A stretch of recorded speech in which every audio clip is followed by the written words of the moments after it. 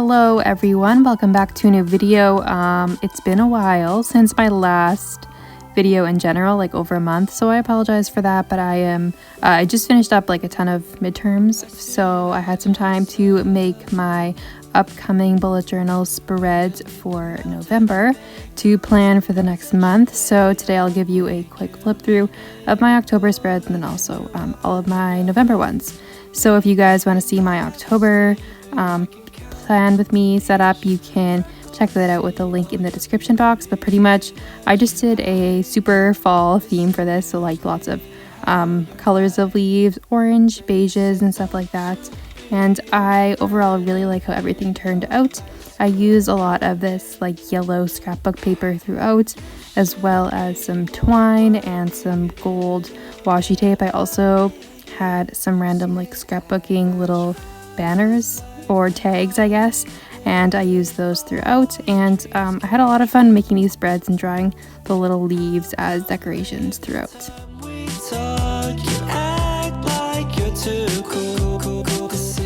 And this page I also incorporated some pumpkins into it just because I thought that October spreads could not be complete without.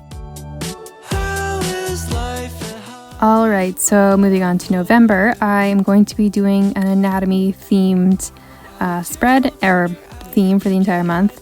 So I am in respiratory therapy school and I've been deep into my anatomy class, and it's great.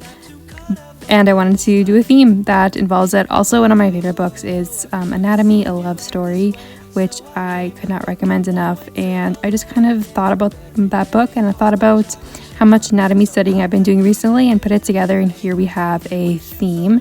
So I painted the background of this paper with coffee, as you saw before, and I thought it made a nice color for kind of what I wanted to go for throughout this month.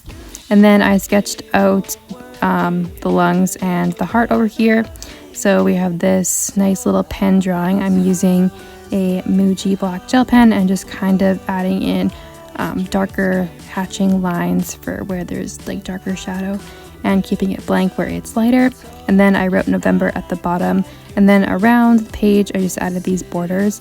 And this is like a new kind of style of drawing that I've never really done, but I saw lots of like old anatomy drawings online that I really took inspiration for. So overall I think this turned out really well, and I'm kind of using this as a reference, this like style of drawing, for stickers and printouts of other Pinterest photos throughout the month. So here I have a bunch of photos that I printed out from Pinterest, and I didn't have any color in my printers, so I printed them out in black and white and then painted over them with coffee, so the same technique as before, and it worked really well. So after that was cut out, I crumpled them up and then uncrumpled them, so I had a little bit more texture in there. And then here I am just marking out my calendar for the month, and I didn't have any glue, so I'm just like taping everything in, which is a tedious process and kind of annoying, but whatever, that's how it goes. So I wrote November at the top with a gray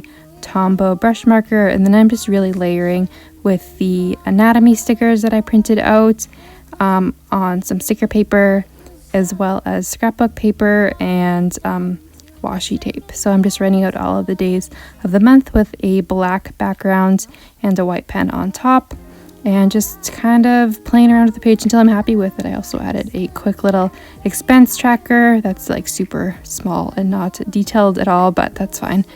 And some little twinkly stars around there, even though that really does not suit dissections and gross anatomy in general, but it's here nonetheless. So here's the completed page.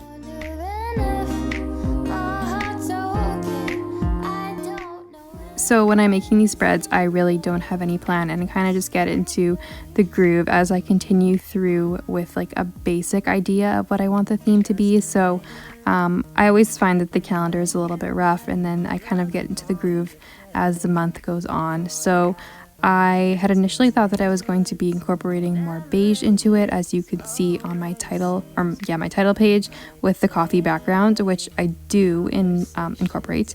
But on this page I kind of decided that I wanted to go in a gray theme, just because I thought it matched a bit better. but that's regardless, you'll see that later. So on this corner, I'm layering some scrapbook paper that I ripped in the corner piece with a Pinterest photo and then a sticker on top.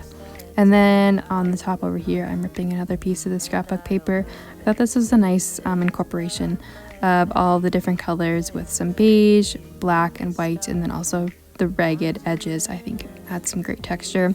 So I'm just folding my tape so I can easily stick it on my page. So definitely need to get a glue stick, but I also like to try to incorporate pieces that go across between the two pages. So for example, this photo over here, I'm folding it in half so that it kind of just brings the page together and makes it a little bit more interesting compared to if I would just like keep everything segregated, which I do, but it's another way to change things up. I've done so many bullet journal spreads at this time in my life that I'm always looking for ways to change things up and be creative, to try to make it continuously fun and interesting to both me and also like different things to look at in a video. So that's usually my goal.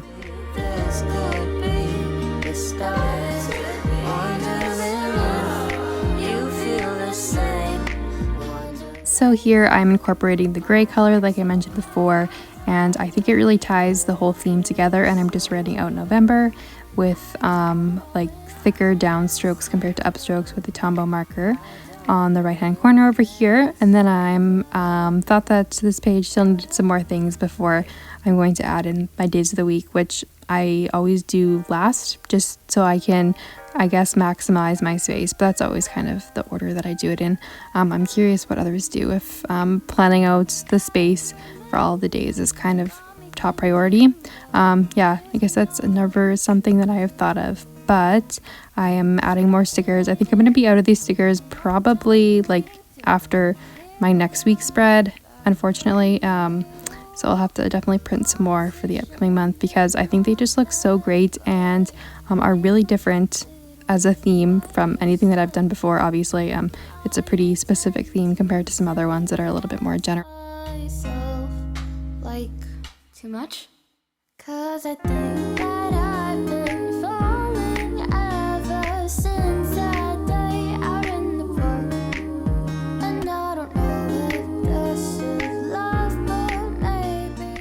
For each of the days of the week, I'm using the monoline side of my Tombow marker to just draw that out in cursive and adding in some extra details such as the sparkles with my black Muji gel pen to fill in the blank spaces.